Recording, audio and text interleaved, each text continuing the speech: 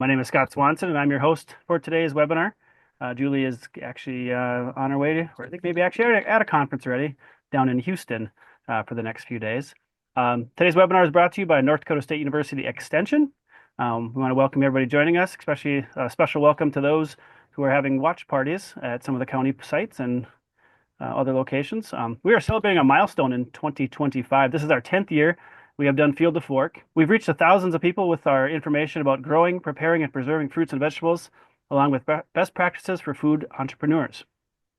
The next slide shows our upcoming webinars. We hope that you can join us for those as well. We have archived all of the nearly 100 webinars from the previous years, and the links to those are on the Field to Fork webinar page. The next slide shows the webinar controls. Because of our large number of participants, we invite you to post your questions and comments in the chat. So let's go ahead and start finding that and practice using it. I know some of you look like you already have been doing that. You can ignore the Q&A box. You just click to open the chat, and then you can type in your city and state. And if you want to, go ahead and tell us your current outside temperature. I know a lot of places we had a little cool yesterday, and it's warming up the next couple days, and then we're expecting some storms around here in the Minnesota, North Dakota area here on Friday into Saturday, right? The next slide provides an acknowledgement. So while you're typing in the stuff into the chat box, we have a special request. This program is sponsored in part with grant funding from the USDA's Agricultural Marketing Service. So I'll ask you to complete the short online survey that will be emailed right after today's webinar. And as a thank you, we're going to provide prizes to the lucky winners of the random drawings. So be sure to complete the address on the follow-up form, including your city, state, and zip code. And make sure you scroll all the way down to find today's date, because we have previous dates on there. So again, welcome to today's webinar. I'm pleased to introduce today's speaker. Esther Mcginnis is an extension horticulturist and director of the NDSU Extension Master Gardener Program and an associate professor within the Department of Plant Sciences. She and her graduate students research pollinator attraction, plants that can take cyclical saturation and drought, and native plants. Esther, take it away. Thank you, Scott. And I'm just happy to be here today. Now, before I start talking about the science behind indoor plant lighting, I first have to show you our non-discrimination statement.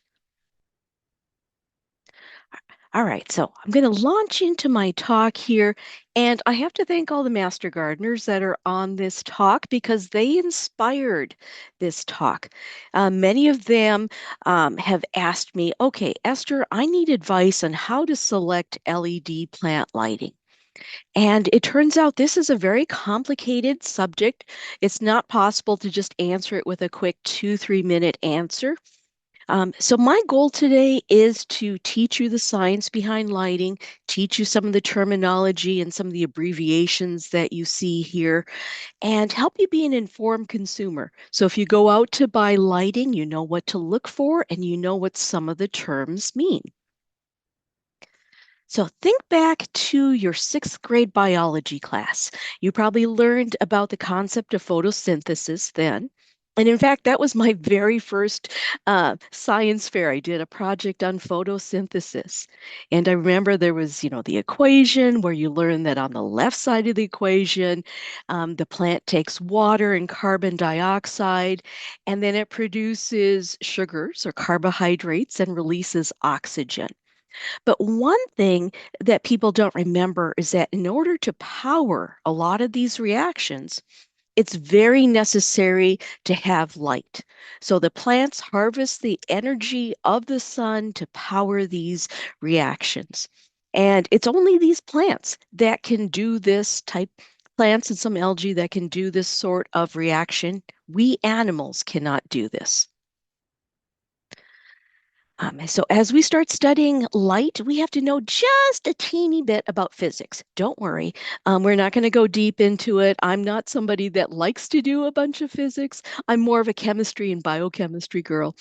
But here's what you need to know. Light acts like a particle and like a wave. So those particles of light are called photons.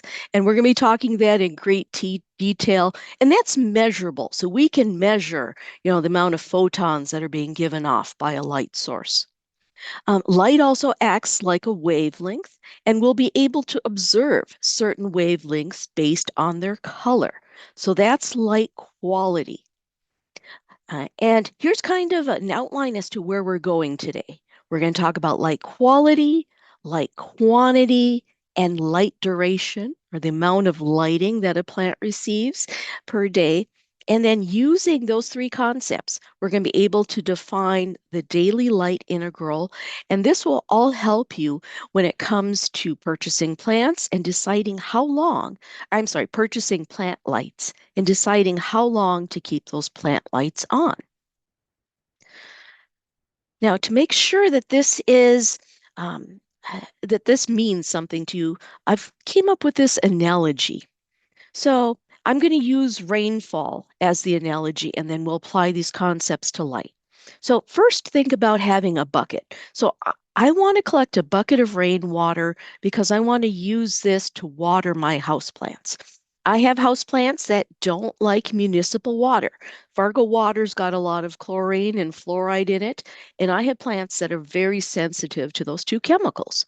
So, I stick a bucket outside to collect rainwater, and that's quality. I am collecting rainwater because it's better quality and more useful to my plants than Fargo City water, or better than Coca-Cola or some other liquid. Then comes light quantity or intensity. Now I'm going to shift that to rainfall. So when we're in the house, when it's just starting to rain, we can hear little pitter patter of raindrops on the roof. Or we could be in the middle of a downburst and it's just a gigantic roar. So that goes to intensity of that rainfall. But duration is important too. So we may have heavy rainfall, but if it only lasts for 3 minutes, that's not going to get us much. Duration would be, I've got rain and it's been falling for 6 hours. So with this quality, the intensity, and duration, we end up with inches of rain per day. Now we're going to do the same thing, but in more detail with light. So first off is light quality. And this refers to light acting like a wave. If we first look at the top bar here, and I'm going to get a laser pointer going. If we look at the top bar here, you'll see that we have short wavelengths on the left and long wavelengths on the right. Shorter wavelengths have more energy, longer wavelengths have less energy. We know that gamma rays and X-rays have a lot of energy because if we're exposed to too much gamma radiation or radiation from X-rays, that can be detrimental to our health. Same goes with ultraviolet. If we're out in the sun soaking up ultraviolet, we can get sunburn. So we know there's a lot of energy on this side. In the middle, there's a little sliver of visible light. And then on the right, we've got infrared, which is heat, and then other waves that are familiar to you that you can't see, like microwaves, radio, and broadcast band. Now, for the rest of the presentation, we're going to focus on this little sliver, and this is the visible light spectrum. So this is light acting as a wave that we can actually see. And coincidentally, these are wavelengths that plants can absorb. You'll notice at the bottom here, we've got 400 to 700 nanometers. And that's going to be important for you to learn and understand because you'll recognize this if you see it on an LED plant lighting box or on the label. But plants absorb light very strongly in this purplish bluish range here. I'm just going to call this blue. The plants absorb light strongly in the blue range. In the green range, this can power photosynthesis, but not very efficiently. And then plants absorb a lot of red light. So we'll be covering that in great detail. And so I've created this table here, just to make you familiar with the difference between some of these visible wavelengths. So we're going to ignore ultraviolet, infrared, and thermal because that is going to be beyond our lights. It's going to be beyond our visible spectrum, and that's not what we're looking for. We're looking for blue light and red light. So you'll notice that plants absorb blue light very efficiently, When it comes to green light, they're a lot less efficient at doing so. And in fact, plants will reflect a lot of green light. So that's why plants are that lovely green color that we see. Um, and plants absorb a lot of red light. But we can't forget far red light. Oops, sorry. We can't forget far red light. Plants absorb a little bit of this, and it does aid a little bit in plant growth. But if you have a lot, your plants are going to look unhealthy. So what happens if we just grow plants under blue light? So how do those wavelengths affect plant growth? So if we only have blue light over a plant, that's at 400 to 500 nanometers, we're going to have really stunted plants. They're going to have small leaves, but they'll have some good features. They'll be a little bit more branched, and they will have a robust root system. If we were to grow plants just under red light, they would be much taller with bigger leaves, but they wouldn't be as well branched. Their root systems wouldn't be as good, but we do know red light's very beneficial when it comes to flowering and fruiting. And then we come to far red light. If plants are just grown under far red light, um, the plants will be very stretched and leggy. They'll look very unhealthy. All right, so that's what happens if you grow under just a single wavelength. But if you combine blue and red, and maybe just a little hint of far red, you'll have healthy plants. They'll be compact, but not stunted. They'll be well branched. They'll have a good root system, and they'll have enough of the right light for flowering and fruiting. And in addition, if you're growing, say, a lettuce that has a red leaf, um, this will help them color up. Now, the first term I want to teach you is PAR. This stands for photosynthetically active radiation. You don't need to memorize that part. Just remember PAR because you'll see PAR in the literature quite a bit. And what this means is this is useful light to the plant. So it's the light spectrum between 400 and 700, and it counts the red and the blue light a little bit more heavily than the green light. And this can be measured with a spectrometer. I'm going to show you various light spectrums, and we're going to compare the sun's spectrum to some artificial lighting sources, such as incandescent, fluorescent, and LED. Of course, the sun's light is, all that we need for this. The sun's light is is wonderful for plants, and that's the best that we can do is grow our plants outdoors in full sun. It has full spectrum. It has, the blues and the reds. You know, it has everything the plant needs and then some. This is a spectrum, I believe this is at noon, but keep in mind the spectrum from the sun changes. You know, uh, at dawn and dusk, it'll look very different from this. So it does change. But with the sun overhead during the majority of the day, the spectrum would be pretty full. So let's compare that to incandescent light bulbs. Incandescent light bulbs, as you see from the spectrum here, very rich in far red. So far red is between 700 and 800 nanometers, and then it's low in PAR. So it doesn't have much blue light at all, and a little bit of red light. Incandescent lights are not good for plants because it's not optimizing PAR value. But even more importantly, incandescent lights will cause the plants to look stretched and unhealthy. So we don't grow under incandescent lights. And furthermore, they're very energy inefficient. So they waste a lot of their energy, not on lighting, but on heat.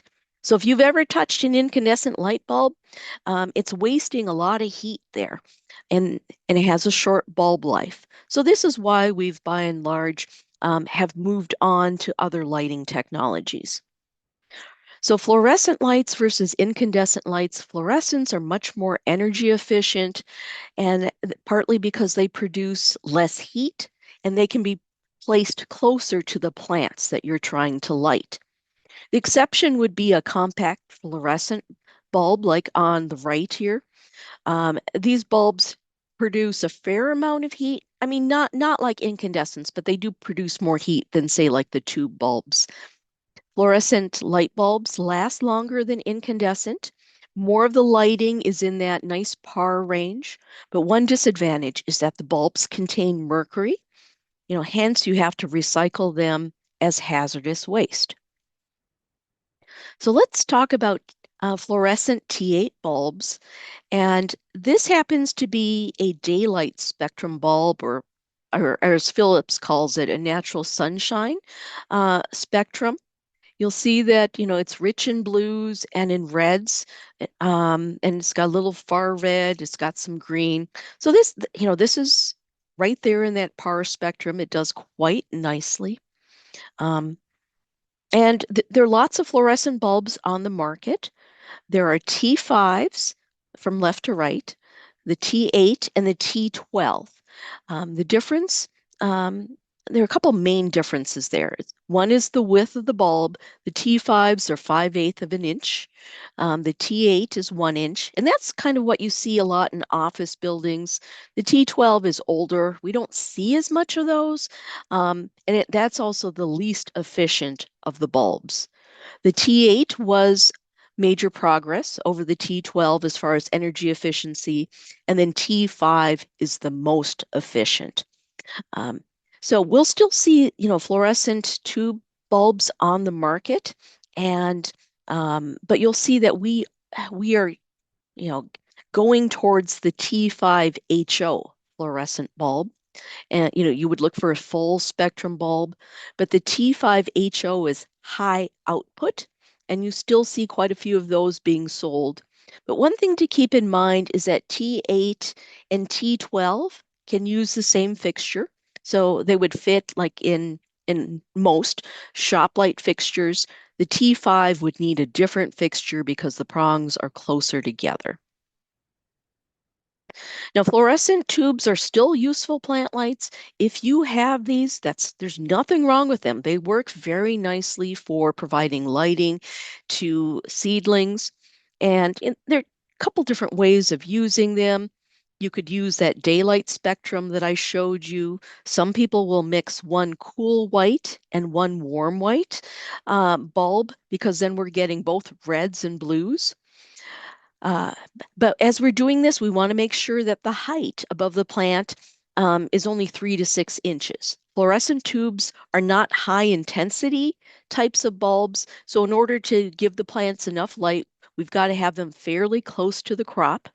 And then as the plants start to grow, we do need to raise up the fluorescent tube lights. We don't want the plants touching the bulbs, and particularly the area that has the ballast, because that tends to be warmer than other areas.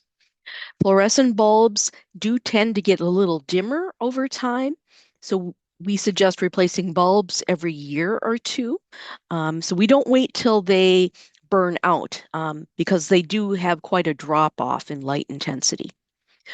Fluorescent tubes do use more energy than LEDs.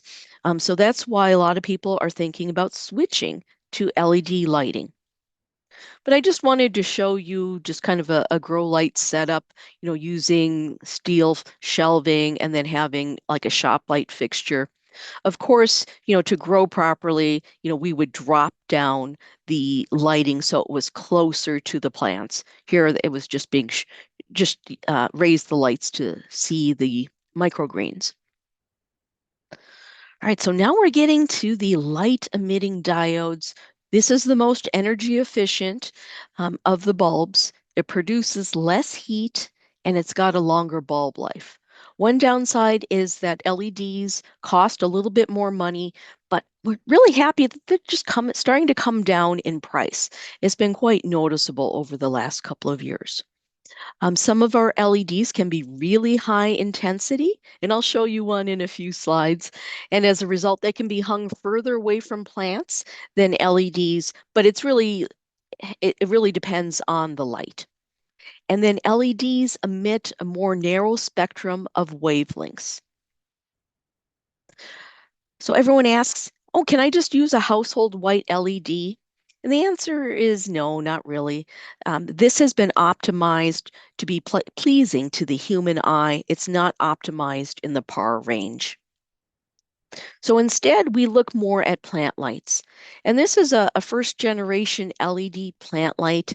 So going back to that light quality and light spectrum we were talking about, we know plants absorb blue and red wavelengths very efficiently. And that was the inspiration for this first generation. And these do quite well. But there is one problem. Um, if if you use this as like your single light source, say for example, you're growing in a like a vertical farm. So you're growing indoors, no windows, and you're just using this. This is really annoying. Um, Now, this combination of red and blue lights, they call it blurple in the industry. And then they kind of say it a little bit like a swear word because it's not pleasing to the human eye. So it's hard for us humans to work under this. And in fact, you can get protective glasses if you're working in this sort of situation. But there's also another big problem. Um, Look at the plant material here.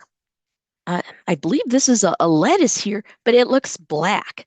And that's going to be problematic because you can't necessarily diagnose plant problems very well under this light.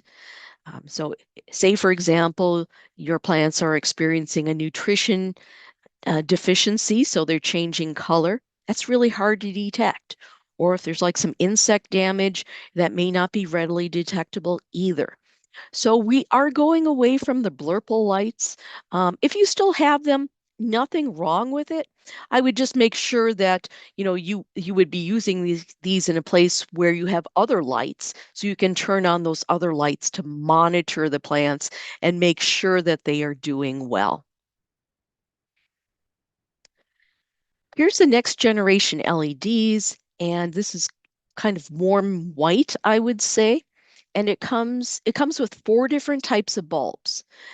The yellowish orange bulbs here are the 3000 K. And don't worry, I'll define K or Kelvin in the next slide. We've got bulbs that are more whitish, and this is the 5000 K. And then you see the red bulbs. Um, and that would correspond with the 660 nanometers. So this is giving a lot of red light, which can help if you're trying to get plants to flower under it. So it's got specific red light, and then it's got two little dots. I don't know if you can see this. So I'm trying to point at this little dot here and this little dot here, and I believe that is that's the two little diodes for far red, which is at 730 nanometer. This is a very high intensity light. I can't look at it directly, so I used my camera to take a picture, and then I was able to capture these lights. If I hang this upside down, the light looks white from the side. Now you'll notice that it had bulbs that were in the 3000 and 5000 range, and that's in terms of Kelvin. Um, Unfortunately, Kelvin isn't as good as like how many nanometers per se. Um, the Kelvin scale is less helpful, but at least you can kind of approximate the color. So with 3000, you're looking at kind of a warmer white because you're not that far off from red. And then at 5000, it's a little bit bluer. It's closer to the bluer end. So the lower numbers, warmer, redder light. Higher numbers are cooler, bluer light. So I happened to purchase the light that I just showed you. So I've got a new toy, which I'm really happy about. And on the box, it had this spectrum. So now you can look at this and go, hey, it's rich in blue light and really rich in red light with a little bit in the far red range. So we know that it's got decent light quality. And then I want to show you what this looks like when the light is off. This is what we call an SMD LED, a surface mounted device. So it's got, little diodes that are mounted on here. So I haven't counted how many diodes, but you can see that there are dozens and dozens. And when you flip it over, you've got an electrical box back here, and then there's space in between to let any residual heat dissipate. There are two different kinds of LEDs out there. There's SMDs, which I just showed you, and chip, or I should say COB, chip on board, CODs, I'm sorry, LEDs. So right now it appears that the chips are winning out over the COB. The chip on board is where you've got lots of chips that are close together. So it kind of looks just more like a spotlight rather than having diodes. So this seems to be the technology that is winning out, is the SMD LED, where you've got those little individual points of light. There are LED tube grow lights on the market too, and strip lights. I do like the tube grow lights for a number of reasons. What's nice with the LEDs is that they're plastic now. The fluorescent ones are glass, so you have to be very careful because they're so fragile. Secondly, the LED tube grow lights don't have mercury in them, so we don't have to, worry about this being a hazardous waste. The LED tube grow light industry, is still developing and still getting better. Now you can't just take a standard LED and put it into your T8 fluorescent, your fluorescent fixture, unless you find specific bulbs. So you would look for a plug and play bulb.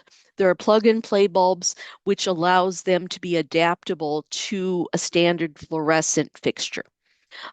Some of these are called, I think, Group A. I believe so, Group A bulbs too. But there are also videos on the market where you can rewire your fluorescent fixtures to accommodate LED tube lights. It's actually not that hard. It's taking out the ballast. And I watched a video and, it's doable. So you've got some options there. If you don't have a fluorescent shop light, certainly it's a lot easier to just go out and buy the LED fixture.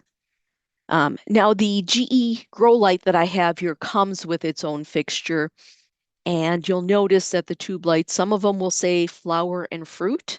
The flower and fruit are supposed to be more reddish in spectrum, and they're supposed to be higher intensity of light. And then the greens and seeds have less red light, and they will probably be a lower light intensity because our greens and our vegetables that we start from seed don't need as high a light intensity as our flowers and fruits. So lots and lots of choices out there. Here are some of the choices they have from Lowe's here in Fargo. So I just kind of took a look here. Um, but before we go back to discussing what makes a good plant light, we want to look into light quantity and intensity. This is equally, if not more important than light quality. So you got to make sure that your plants are getting enough light. So plants need different quantities of light. If you are growing low light house plants, they don't need much at all. In fact, you might not need a supplemental light. If you're growing vegetable seedlings and you want them to be high quality, you need some, like a medium to high amount of light. And then if you're growing tomatoes, peppers, cucumbers indoors, and you want them to some people want them to produce fruit indoors rather than transplanting them. That's going to take a huge amount of light and it's going to take a more expensive light fixture per se. So your tomatoes then would be pretty expensive if you factor in purchasing a new light fixture for that. But it's possible. It's certainly possible. We can measure light quantity, so we count the photons.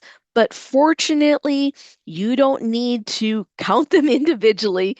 We have light meters for that. And it counts the photons, and the measurement is called a photosynthetic photon flux density.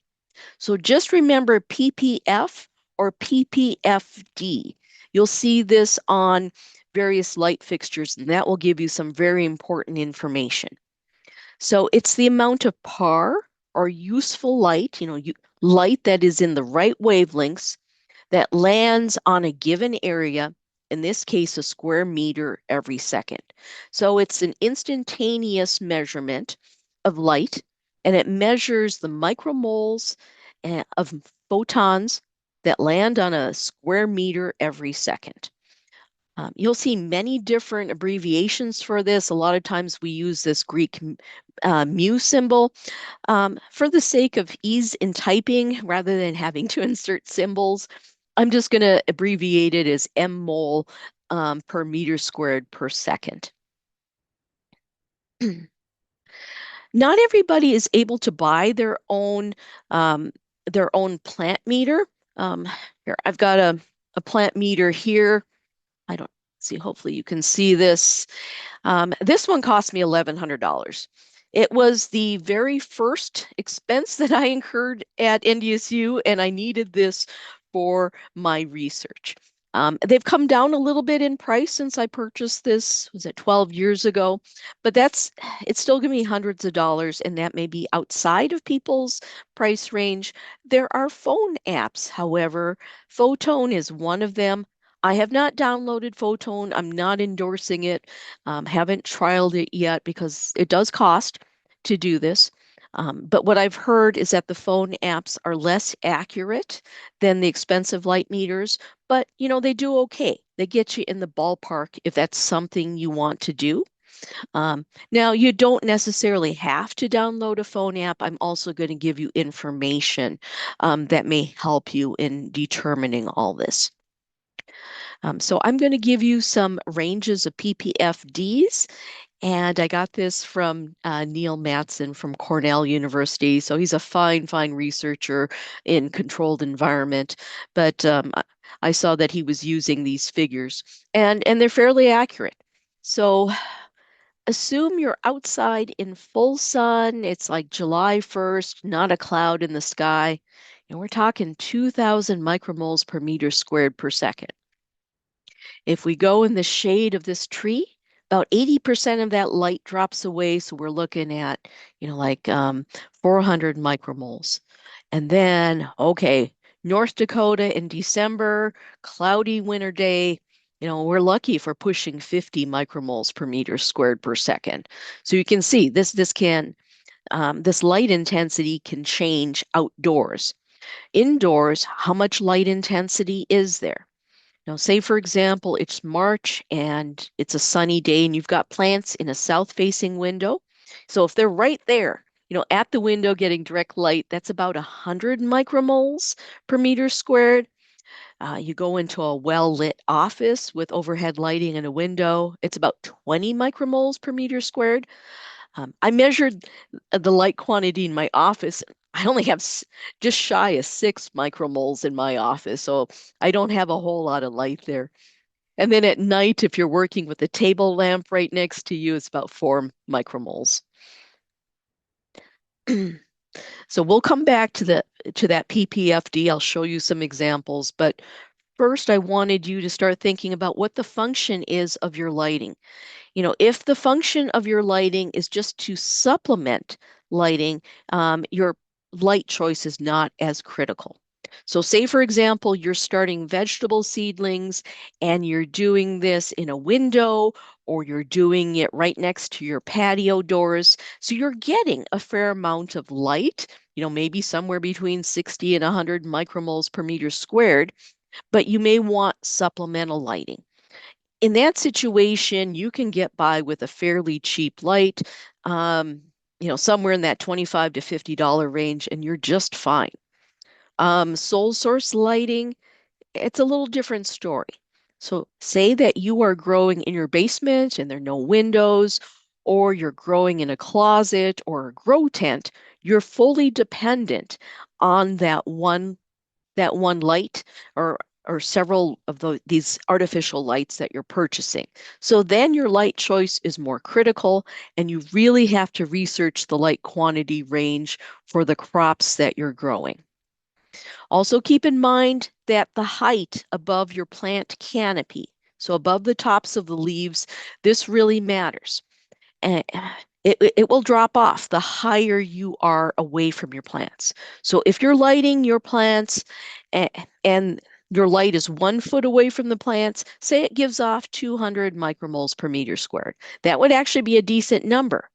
But you move to 2 feet and then it will give off 1/4 of the light. So it'll only be 50 micromoles per meter squared per second. At 3 feet, it's 1/9 of the light. So 22 micromoles. And the reason is that when you move the light up, the light is more dispersed and it's covering a wider area. So think how close you need to be to that plant. All right, folks, thanks for sticking with me. Now we are at light duration. So light duration, we can call this photoperiod, and it's the number of hours of light that a plant is receiving in a 24-hour period. Some plants are photoperiodic, meaning that if they receive less than or more than a certain number of hours of light, it can stimulate and induce flowering.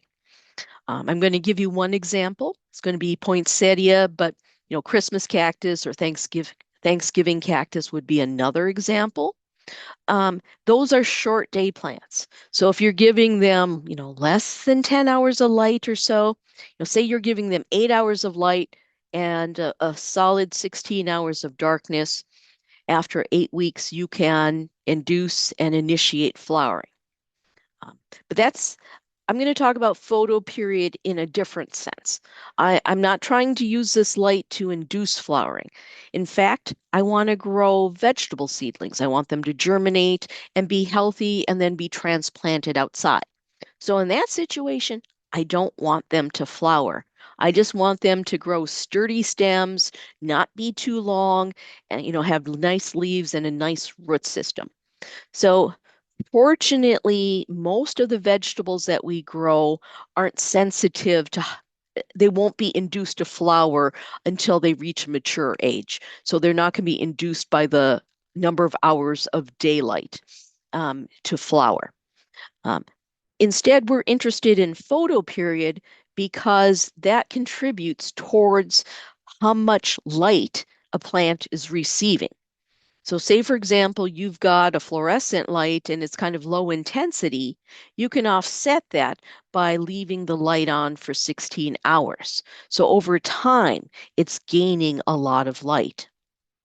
So to illustrate, there's a lot of variation. So here I mentioned you're using fluorescent tube lights a few inches above your crop.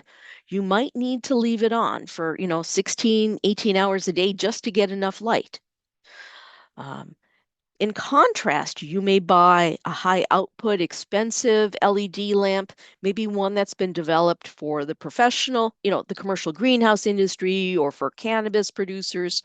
That light can produce the same quantity of light in half the time. Or you may buy kind of a cheap LED and you might need to leave the lamp on for 34 hours. And yes, I wrote 34 hours, meaning that you would never have enough hours in the day to meet your quota for light quantity. But here's just something in general. I think a lot of people struggle with, how many hours of light do they need? If you're using fluorescent or some of the lower output LEDs, you can leave the lighting on for about 16 hours per day, particularly for those vegetable starts. I think you could even push it to 18. The literature out there is confusing on this, but still, I would have some hours of darkness because plants need to respire, they need to rest. So I wouldn't go much more than 16, 16 or 18. Two crops that might be a little bit more sensitive would be lettuce and spinach.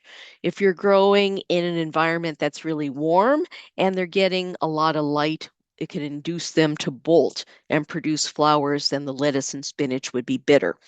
But um, but it takes both the heat and a lot of hours of light for that to happen. But in general, what I would like to say is, you know, selecting 16 hours of light per day, you can make that a little bit easier if you use a light timer. All right, so I have dumped a huge amount of information on you folks, and now this is where we're going to bring it all home. We're going to talk about daily light integral.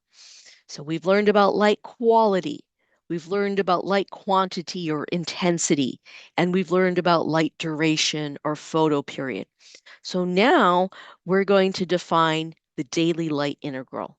So this is the amount of useful light delivered over a square meter per 24-hour period. So this uses, all three of those factors of light, and then there's an equation. So daily light integral equals the ppfd times your photo period or number of hours the plant is receiving light in a day plus or times this constant of 0.0036. Now, folks, I'm not going to make you do math here. You will you will have access to a copy of this presentation, so you can print this out and save it for later. But if you ever want to figure something out, you can manipulate this equation. So, um, say for example, you buy a light and you know what the ppfd is of the light intensity, and you know that the plant requires a DLI of 20. Yeah, you pop in your what you would do is you would solve this algebraically, and you would end up with a number of hours of light you need to leave that light on. All right, and DLI is represented as the number of moles, not micromoles. It's represented as moles per meter squared per day. I want you to become familiar with this and what a good range is. Let's start off with December. So in December, the DLI would be essentially 5 to 10 micromoles in North Dakota, Montana, and Minnesota. We get into January, we're looking in the purple range as 10 to 15 moles. Now in March, it's already up to 25 or 30. And then we get into July. We're looking at 45 to 50 moles per meter squared per day, Montana, North Dakota, South Dakota, Wyoming, and a little bit lower in Minnesota. So our tomatoes are getting 45 to 50 moles per meter squared per day. So that's the DLI.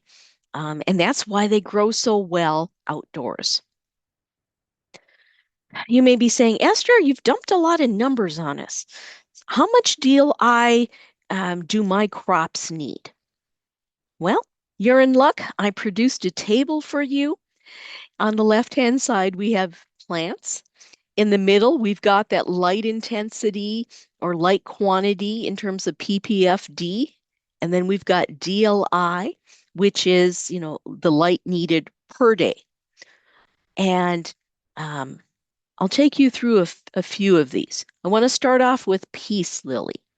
Peace lily is a very low light foliage plant that we grow. This is a very, very common house light just because it doesn't require so much light.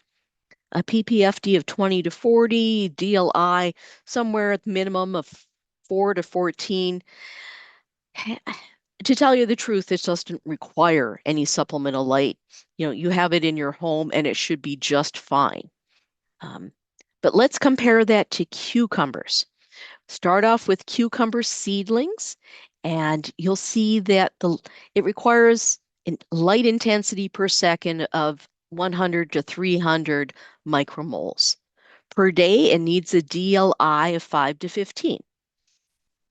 So this is when we're starting our cucumber seedlings from seed, and then we just grow them for a short period of time, and then we put them outside to finish.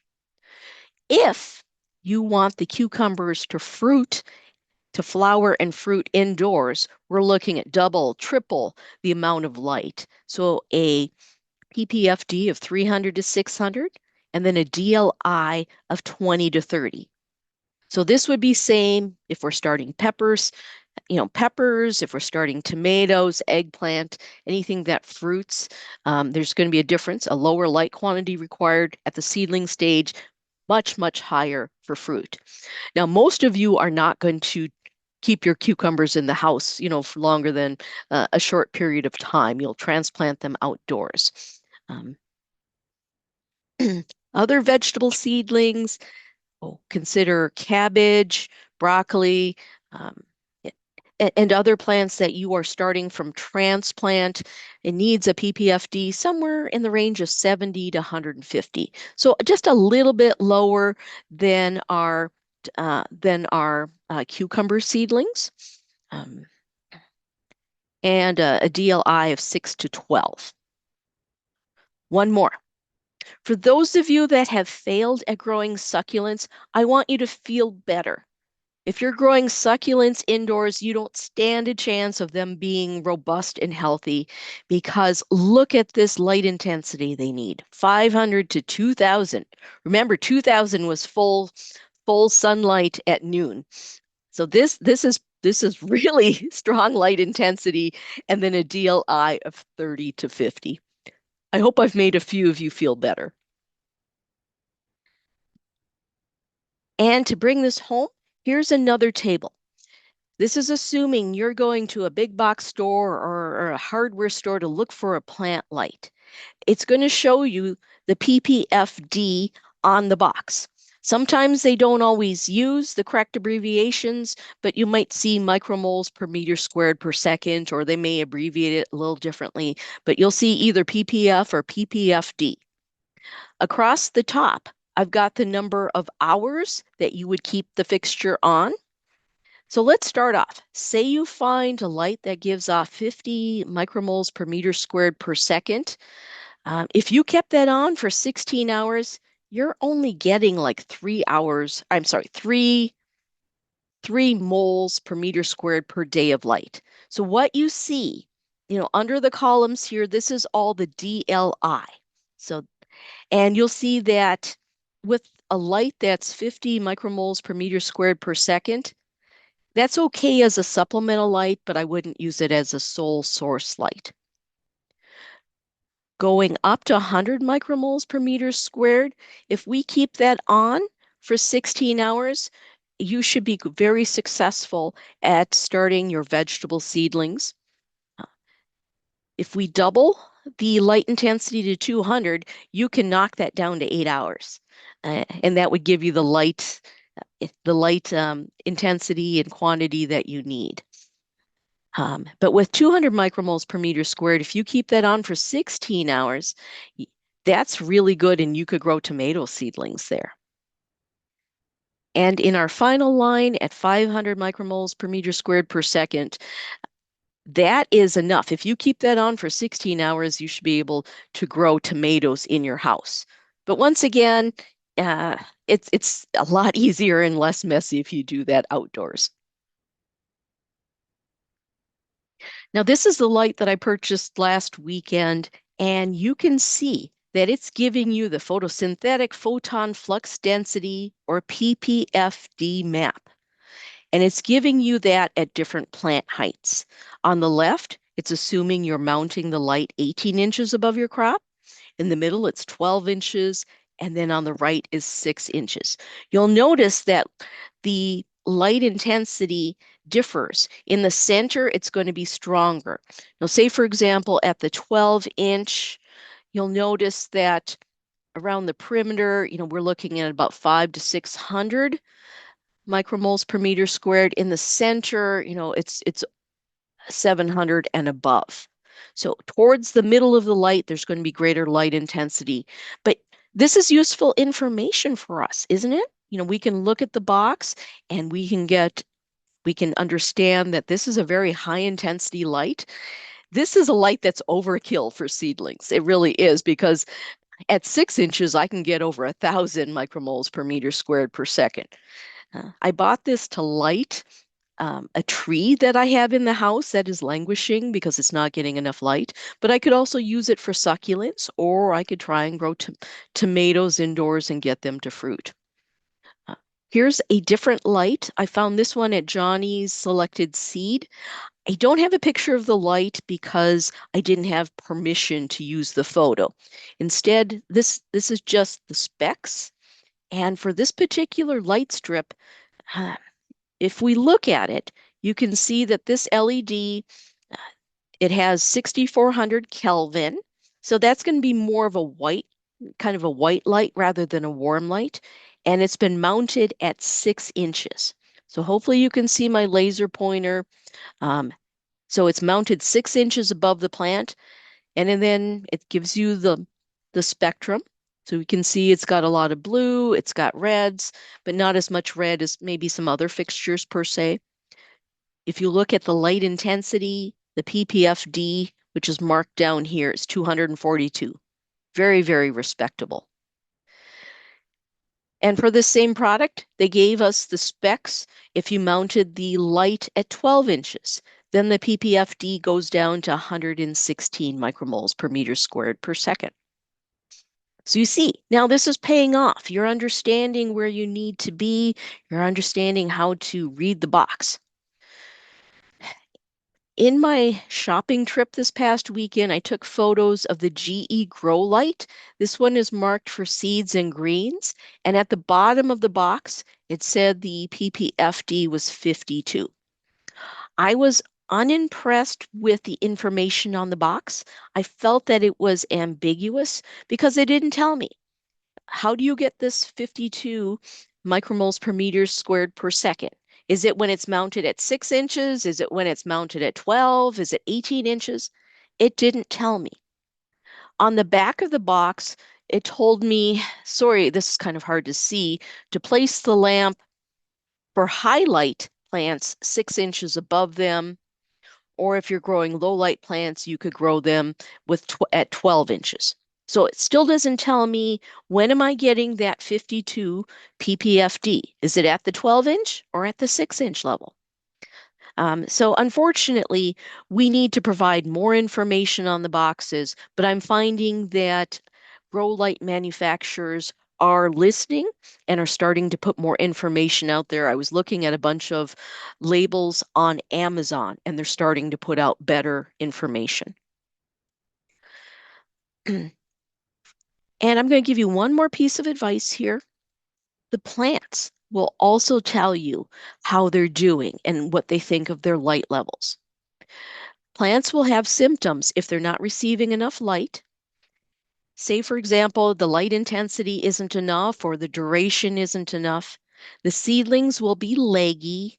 They may lean toward the light. I think this looks like a tomato plant. And of course, the plant's not going to flower or set fruit under such a low light level.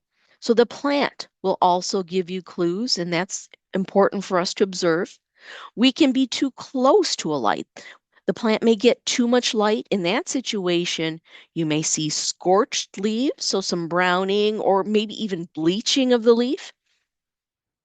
When plants get too much light, sometimes they will develop a whole lot of red pigment.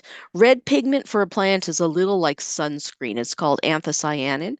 So if you see a leaf that's normally supposed to be green and it's starting to turn red, that's not a good sign. Or if you're seeing really stunted compact growth, that plant may be getting too much blue light. We can use this as clues. So even if we're not as clear on the mathematics, um, it's okay. We can use this to make adjustments, and that can give us a lot of information. So in conclusion, you got to consider, what are you growing? Are you growing low light crops? Are you growing medium, high light crops? That will determine what sort of lighting you need. Do you just need supplemental lighting because you're growing right by a window? Or are you growing in a closet? What's your budget? And are you growing, if you're growing for short term, you're just starting some seedlings per se, and they're only going to be in the house for a short period of time. You get them started and they're going to go out in your garden. You don't necessarily have to buy the most expensive plant light out there. But if you're going to grow for longer periods of time, then you may need more light intensity. You may need a more expensive product. So research and choose lights that optimize PAR. So we want to have that balanced spectrum of blue and red wavelengths. Select the light intensity, the ppfd, that's appropriate for your plant material. And then you can look up the DLI, the daily light integral, and calculate the number of hours of light that your light fixture needs to be on. And finally, adjust based on your plant responses because your plants will not lead you astray. Thank you, everyone. And I'll take questions at this point. All right. Well, thank you, Esther. Thank you for that awesome information. We do have questions coming in, but if you have anybody else has them, go ahead and drop them in the chat. We'll try to get to as many as we can here. So, Esther, I'll just start from the top. The first person asked that they've been asked by people at farmers market that they looks like that they work at about black lights, which yeah, many people had back in the 70s, 80s. I think I even had some in the 90s. The old black lights. Is there any plant growing use for a black light? Any good use for those? I'm not aware of there being any good use for them.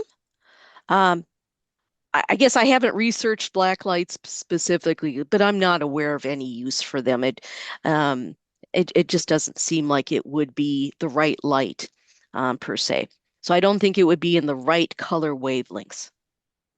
This person wants to know if you want to just get one light for flowers and greens, which one would you choose?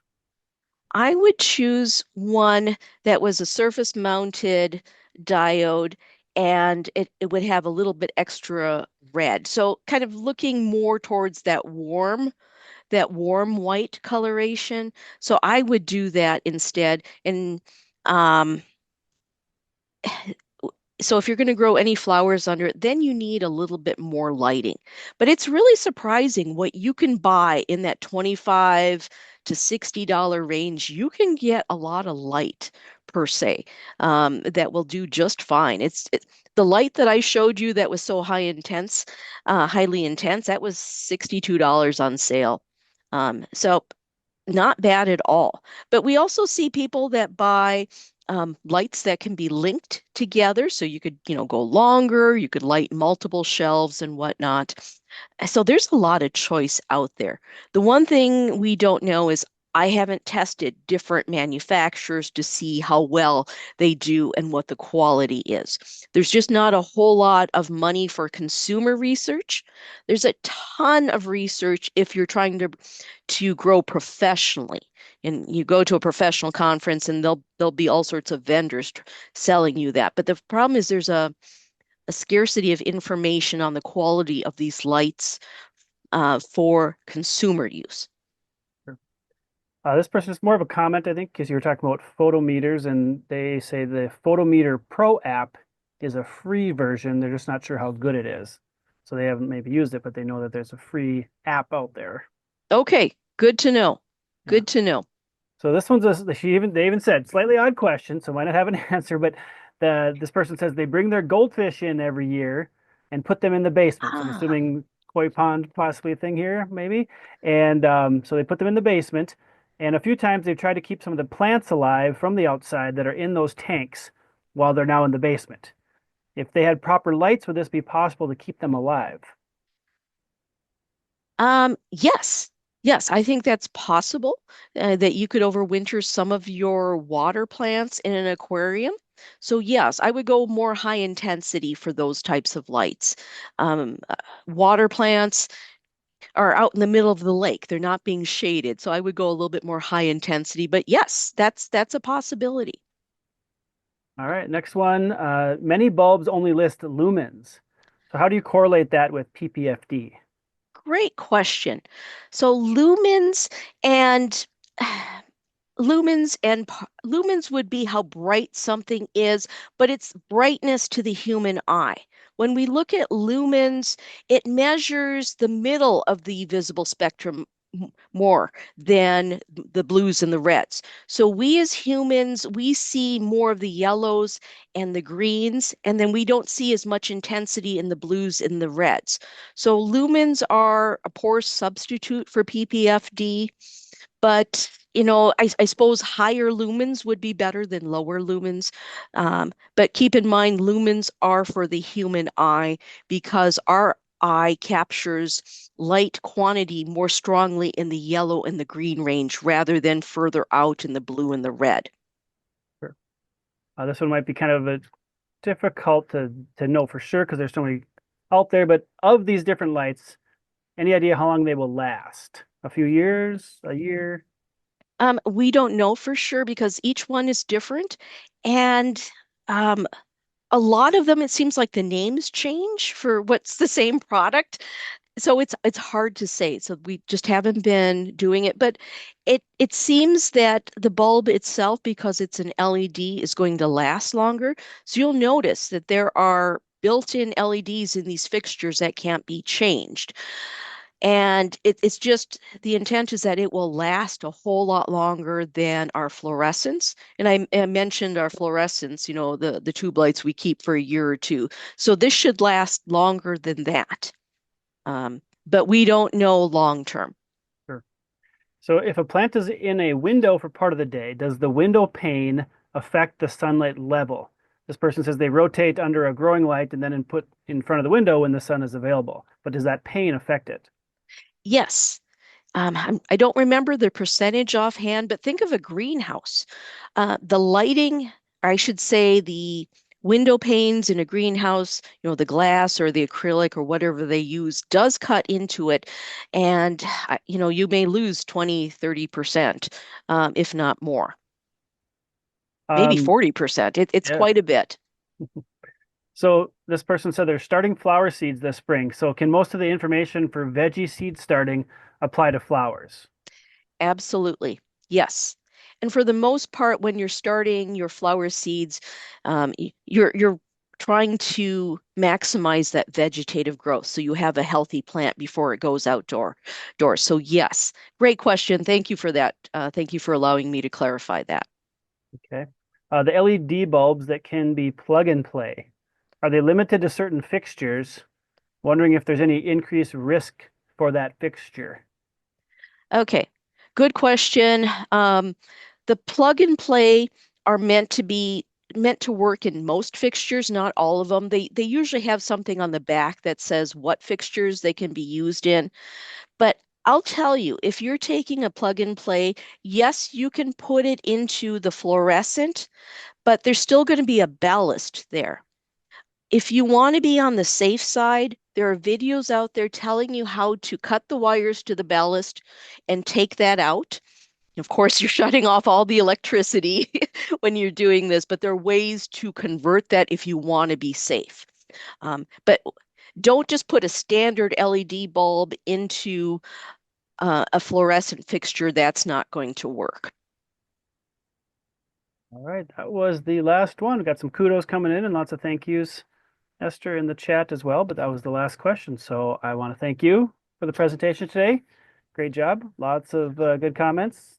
Close to 200 people, I think, total here. So good numbers as well. And for folks that might have missed some or want to go back and kind of watch some more of this, get some more of this information, and we'll have this posted hopefully by tomorrow at some point. And I think that on the Field of Fork page with all the information and with the slides that you can look for as well. So thanks again, Esther. Oh, you're welcome.